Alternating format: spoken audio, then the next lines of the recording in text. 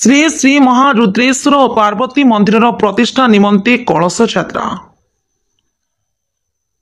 Dhenkanal आंकरांतीपुर grammar Shri Shri महारुद्रेश्वर और पार्वती मंदिर प्रतिष्ठा निमंते एक कलश यात्रा स्थानीय ब्राह्मणी नदी बालीसंगा ग्राम नदी पीठरे पूजा अर्चना कराई शताधिक महिला वाद्य संकीर्तन द्वारा ग्राम परिक्रमा करी मंदिर प्रांगण को पहुंचला परी यज्ञर अखंड द्वीप स्थापन कलश पूजा मंडल पूजा यज्ञ अग्नि स्थापन करा 13 तारिख ठारू आरंभ हो 17 तारिख दिन विग्रह प्रतिष्ठा और पूर्णाहुति सह प्रसाद सेवन करा 13 तारिख गुरुवार दिन ध्यान दिवस पालन करा 14 तारिख दिन काकटपुर मंगलांक ठारू कपिलास चंद्रशेखर ठारू आज्ञामाल आसतिला। यह कार्यक्रम आंचलिक सहयोग तथा बहु विशिष्ट बदान्य व्यक्ति सहयोग अंकरांतीपुर ग्राम सद्य निर्मित महारुद्रेश्वर मंदिर प्रतिष्ठा अर्थे प्राय शताधिक श्रद्धालु एवं व्रतधारी गहन ब्राह्मणी नदी कूल आरंभ करते काकटपुर पंडित माने पूजा अर्चना सुचारू रूपे पालन करते। कमिटीर कर्मकर्ता और अंकरांतीपुर अंचलवासी सहयोग मंदिर प्रतिष्ठा कार्यक्रम अनुष्ठित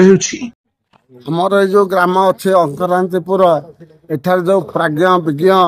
जो माने आमर जो माने भगवान कर बा भावगर्भक ब्रह्म निरूपण तत्व भगवान शिवंकर सत्यं शिव सुंदरं जे शस्य श्यामला धरित्री आज ए क्षेत्र रे आज कलश यात्रा होउचे एवं ए मंदिर उद्घाटन आज होउचे प्राण प्रतिष्ठा होउचे यज्ञ महापुरुष माने ब्रह्म यज्ञ करिवे एवं एवं माँ मानकर कलश यात्रा मध्य आरंभ होइचे एवं एमाने पुण्यतया ब्राह्मणी नदी देवी सुरेश्वरी भगवती गंगे त्रिभुवन तारिणी तरल तरंगे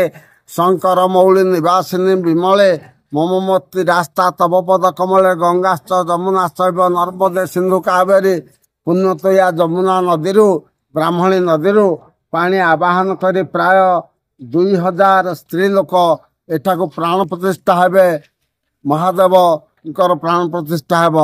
गुप्तेश्वर प्राण प्रतिष्ठा हेब स्वप्नेश्वर प्राण प्रतिष्ठा हेब एवं ए कामटी आमर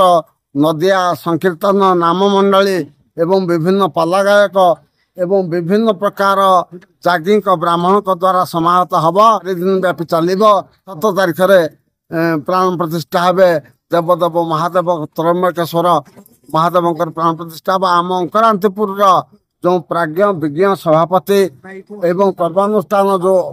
मान अच्छा आनुकूल्य अति मंजुल भाव आगे आरंभ होता एवं मंजुल भाव उद्यापन हम यहाँ मुझे आशा करुच्ची पंडित भाव। ब्यूरो रिपोर्ट धनुष एक्सप्रेस।